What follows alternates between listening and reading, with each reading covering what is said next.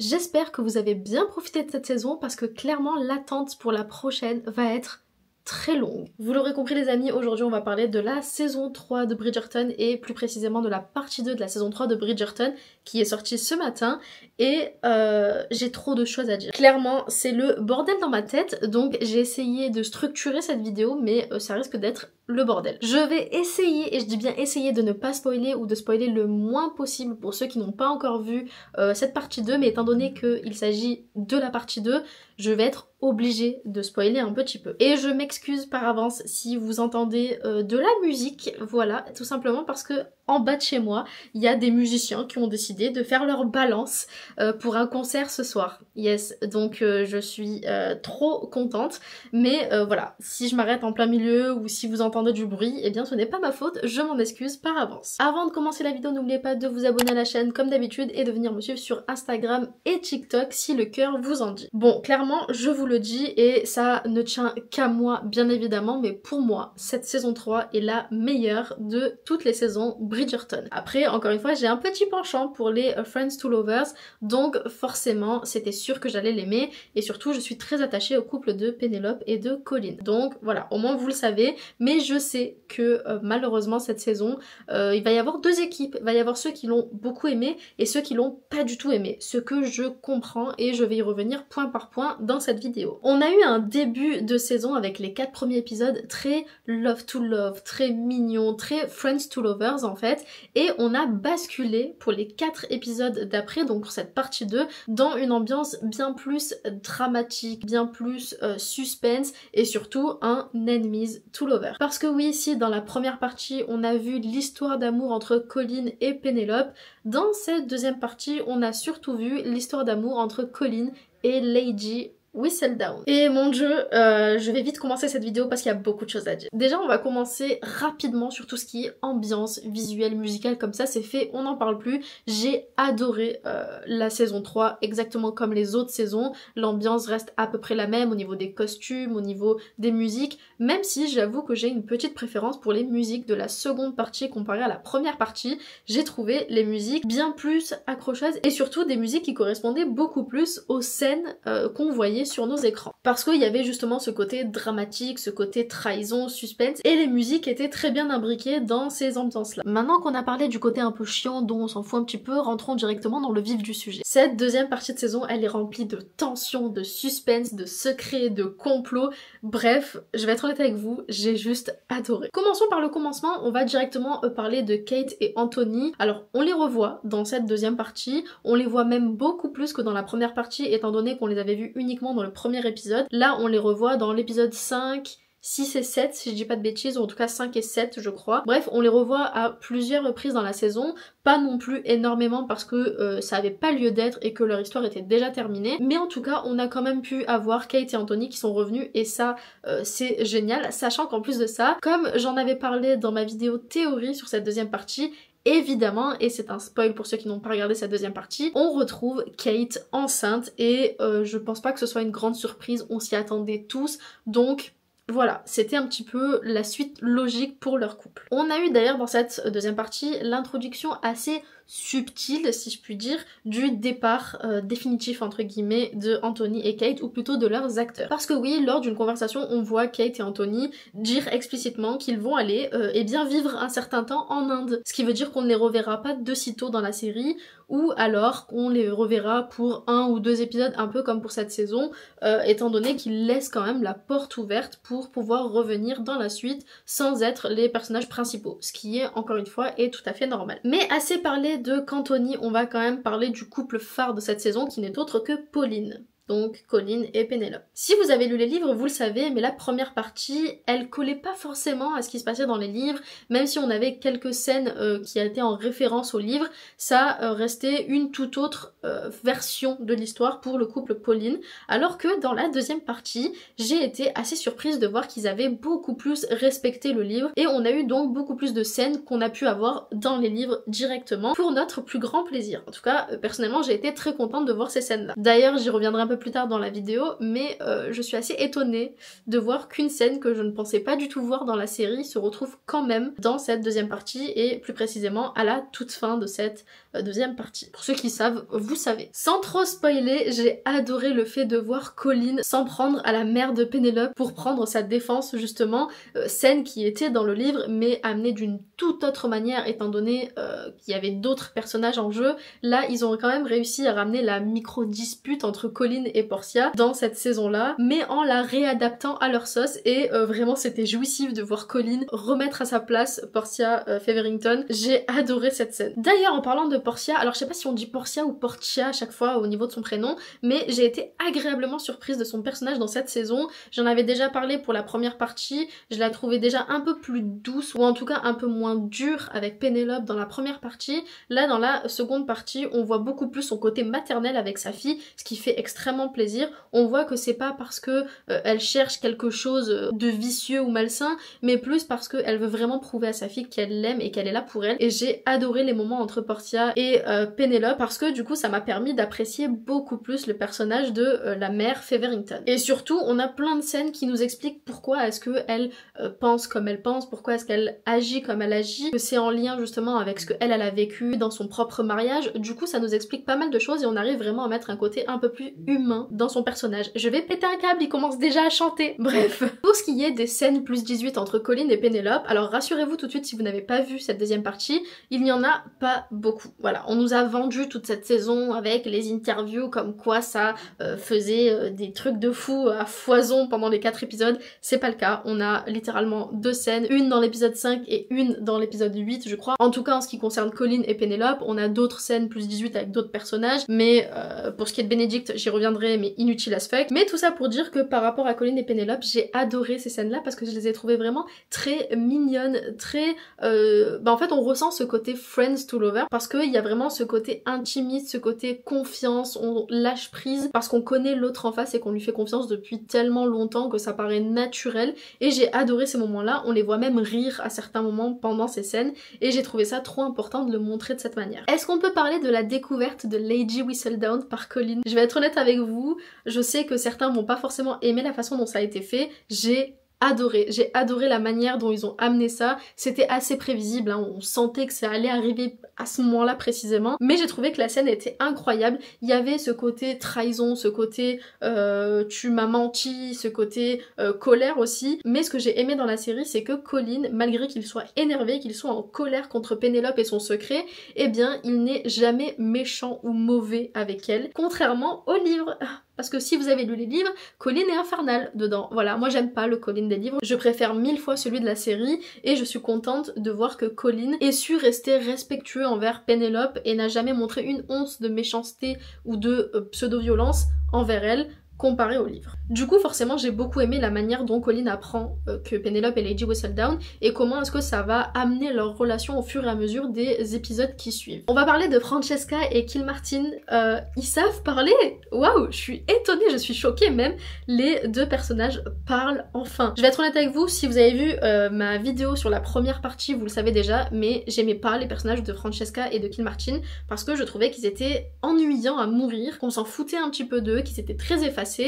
Eh bien je retire ce que j'ai dit. Du moins pour cette partie 2, c'est plus du tout le cas. Je me suis beaucoup attachée au personnage de Francesca dans cette partie 2 parce qu'elle est beaucoup plus là, elle se montre beaucoup plus, elle parle beaucoup plus, et on a moins ce côté réservé, mais en même temps, elle l'a toujours, mais moins avec nous. Je sais pas si vous voyez ce que je veux dire, mais à travers l'écran on ressent moins sa gêne, et du coup ça fait plaisir à voir, et j'aime beaucoup la relation qu'elle a avec Kilmartin. Je les ai trouvés très mignons, j'ai été très émue, et je devrais pas m'attacher à eux. Voilà, si vous savez, vous savez. Je vais éviter de spoiler, ok? Comme je vous le disais, ils ont été beaucoup plus fidèles au livre dans cette deuxième partie, même s'ils ont réadapté à leur sauce certaines scènes et certaines intrigues, comme par exemple dans le fait que dans cette partie 2, c'est Héloïse qui demande à Pénélope d'arrêter d'écrire en tant que Lady Whistledown et pas Colin. Et je trouve ça mieux parce que dans les livres, comme je vous le disais, j'aime pas trop le personnage de Colin et il a ce côté très limite un peu macho, un peu fais ce que je te dis, alors que là dans la série c'est pas du tout le cas et j'y reviendrai juste après avec une autre scène. D'ailleurs on va revenir vite fait sur Héloïse, mais merci mon dieu qu'elle ait enfin ouvert les yeux. Je m'y attendais, franchement je savais que allez, potentiellement dans l'épisode 5 elle allait être encore en froid avec Pénélope, mais qu'à partir de l'épisode 6 ça irait beaucoup mieux et ça a été le cas et je suis très contente de ça. On revoit progressivement leur amitié se reconstruire et j'ai bien aimé le fait que justement ça se fasse progressivement et pas d'un coup comme ça du tout au tout elles redeviennent best friend parce que c'est pas comme ça que ça marche dans la vraie vie. Donc j'ai bien aimé que le fait que Héloïse revienne vers Pénélope mais qu'en même temps elle garde un peu ses distances en mode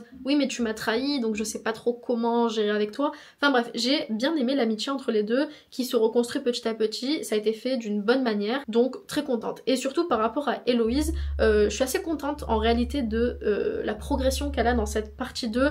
Dans la partie 1 elle était chiante, je sais, plus personne ne l'aime. Dans cette partie 2 elle se rattrape énormément et surtout on comprend qu'en fait elle essaie juste de savoir qui elle est et ce qu'elle veut dans la vie. Faut pas oublier qu'elles sont jeunes dans les saisons 1, 2, 3 hein, même, elles sont encore très jeunes et du coup forcément ça fait que qu'elle a le droit limite un peu de faire des bêtises ou de pas savoir où est-ce qu'elle veut aller, ce qu'elle veut faire et du coup j'ai bien aimé ce qu'ils ont fait de Héloïse dans cette deuxième partie et potentiellement ce qui va se passer avec elle pour la suite étant donné qu'ils ont teasé certaines choses qui pourraient être très intéressantes pour le rôle de Héloïse. Je vais pas vous dire ce qui se passe exactement pour pas vous spoiler mais on a une petite conversation entre Bénédicte et Héloïse et pendant cette conversation j'ai très vite compris ce qu'ils allaient faire du personnage de Héloïse et je suis très contente de ça parce que c'est ce qu'il lui fallait. Il faut clairement qu'il lui arrive ce qui doit lui arriver. Enfin, je sais pas comment vous l'expliquer sans vous spoiler, donc écoutez, je pense que vous avez compris si vous avez vu, et si vous avez pas vu, je vous laisse d'abord aller voir la série. En parlant de Bénédicte, mon chouchou de l'histoire, je suis très déçue de son personnage cette saison.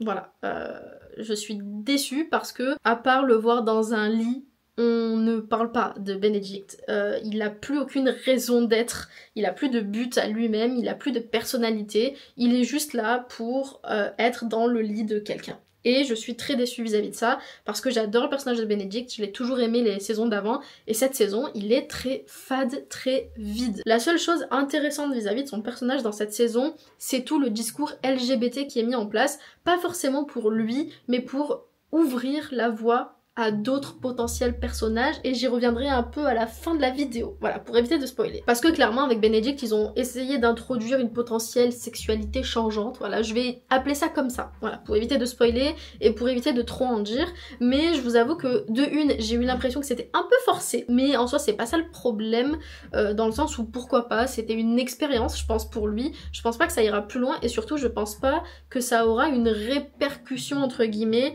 sur l'histoire d'amour qu'il est censé avoir avec, attention petit spoil, avec Sophie. Parce que je pense que Bénédicte aura quand même son histoire d'amour avec Sophie et que ça changera pas. Mais pour ça, je vous renvoie directement à la vidéo qui sortira dimanche où on va parler théorie pour les prochaines saisons. Ce sera 1000 fois mieux qu'en parler ici. D'ailleurs c'est pareil pour le côté LGBT, j'en parlerai beaucoup plus dans la vidéo théorie, étant donné qu'il y a beaucoup de choses à dire dessus. J'ai beaucoup aimé la façon dont ils ont introduit l'histoire potentielle d'amour entre Violette et Marcus, donc le frère de Agatha, mais en même temps je suis très contente que Agatha soit là justement dans cette histoire parce que Marcus il est chiant à mourir, il sert à rien. Je suis contente pour Violette mais en même temps le personnage...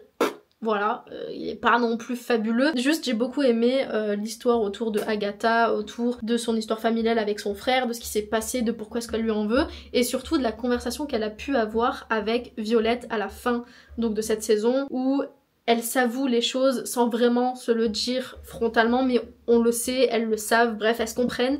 Et j'ai trouvé ça très cool à voir, surtout depuis la reine Charlotte. Je pense que c'était très important qu'on puisse crever l'abcès vis-à-vis de ça. Concrètement, c'est fou, mais je trouve que dans cette saison, on voit beaucoup plus les personnages secondaires. Alors oui, je sais, et je l'ai déjà lu sur les réseaux tout à l'heure en me postant un TikTok, mais beaucoup vont être déçus du fait qu'on ne voit pas assez Colin et Pénélope ensemble, que ce soit pas assez focus sur eux, et je peux totalement le comprendre. Le problème étant qu'on n'est plus dans la saison 1, on est actuellement dans la saison 3 et on ne peut pas mettre sur pause les autres intrigues, on ne peut pas mettre sur pause la vie des autres personnages pour se concentrer uniquement sur Colin et Pénélope, ça n'aurait aucun sens. Il faut que l'histoire avance pour Colin et Pénélope mais aussi pour les autres personnages, sinon il n'y a pas de logique. Du coup forcément plus on va avancer dans les saisons et plus les personnages secondaires seront eh bien présent en fait, et c'est normal, même si je comprends du coup pourquoi ça a déçu certains qu'on ne voit pas assez Colin et Penelope, comparé par exemple à Kate et Anthony dans la saison 2 ou Daphné et Simon dans la saison 1. D'ailleurs je vais très rapidement parler du couple Mondrich, ils me saoulent en fait, je vois aucun intérêt à leur couple. Ils sont là pour faire tableau en fait, vraiment, je comprends pas ce qu'ils ont voulu faire avec leur personnage, c'est trop dommage parce que j'aimais beaucoup les Mondrich dans la saison 1, voire même dans la saison 2, mais dans cette saison 3, ils ont voulu amener quelque chose mais ils l'ont fait d'une manière trop bizarre, du coup, mais en fait ils sont pas intéressants, et c'est trop dommage. Donc à voir ce qu'ils vont faire pour la suite, mais bon, je suis pas très convaincue pour eux. Concernant le personnage de Cressida, parce qu'il faut quand même qu'on parle de Cressida qui a été extrêmement présente cette saison, je vais être honnête avec vous, je vous l'avais déjà dit dans la première partie, ça s'est accentué dans la deuxième partie, j'ai eu beaucoup de peine pour son personnage. Je sais, elle est mesquine, elle a été méchante, elle a été mauvaise, surtout vis-à-vis de Pénélope. Il y a vraiment ce côté, elle est mauvaise parce qu'elle-même elle vit de la merde en fait chez elle, elle a des parents ignobles qui veulent la marier de force. Je vais être honnête avec vous, j'ai même eu un petit peu peur pour son personnage à un moment donné où je me suis dit, mais en fait, sa vie est insupportable, ce que je peux comprendre, j'ai peur qu'elle fasse quelque chose. Genre, j'ai peur qu'elle se fasse du mal, littéralement, parce que vraiment, ça se sentait qu'elle souffrait énormément de la situation. Du coup, même si elle a essayé de faire des mauvaises choses dans cette saison vis-à-vis de Penelope et vis-à-vis de Lady Whistledown, en vrai, je peux comprendre ses motivations, et du coup, je suis même pas énervée contre elle, j'ai juste beaucoup de peine pour elle. Parce que clairement, c'est un personnage qui cherche juste à fuir sa famille, à fuir la toxicité dans laquelle elle vit et à être libre en fait. Et du coup c'est méga triste en réalité. Et en fait les scénaristes ils ont réussi quelque chose que les livres n'ont pas du tout réussi à faire, ils ont humanisé Cressida. Dans les livres je la déteste, je l'aime pas du tout, elle me fait pas de la peine. Dans la série il y a ce côté très humain en fait qui ressort et du coup ben forcément t'as un peu de peine pour elle. En tout cas c'est mon point de vue, après si vous n'avez pas de peine pour elle je peux comprendre aussi. Bon je vais rapidement parler de la fin donc à mon avis il va y avoir du spoil à partir de maintenant, voilà, comme ça au moins c'est dit. Je vais être honnête avec vous, je ne m'attendais pas du tout à ce que la grande révélation de Lady Whistledown se fasse dans cette saison. Je sais pas si vous vous souvenez mais dans ma vidéo théorie j'avais dit que je pensais que les familles donc Bridgerton et Featherington seraient au courant pour Penelope, que à la limite de la limite la reine serait au courant mais que à aucun moment la bonne société le serait. Sauf que plus les épisodes avançaient et plus il y avait toute cette histoire avec Cressida qui se faisait passer pour Lady Whistledown puis qui découvre que Penelope est Lady Whistledown et en fait bah il n'y avait pas d'autre choix que de finir par le dire à tout le monde. Mais par contre, j'ai adoré la manière dont ça a été fait. Dans le livre, j'ai trouvé ça fade, j'ai trouvé ça nul. Je me suis dit, ah bon, ok. Genre j'ai été déçue de la fin du livre de Colin et Penelope. Là, ce que j'ai bien aimé, c'est que ils rendent à César ce qui est à César en fait. C'est bizarre dit comme ça, mais pour vous recontextualiser, dans les livres, c'est Colin qui prend la parole pendant le bal pour dire à tout le monde à quel point sa femme est incroyable et à quel point il est amoureux d'elle, et du coup il balance à tout le monde qu'elle est Lady Whistledown. Dans la série, ça a pas du tout été fait comme ça, et heureusement, parce que j'ai pas aimé ça, justement, j'ai pas aimé le fait que ce soit Colin qui prenne le lead et que Penelope se cache derrière lui.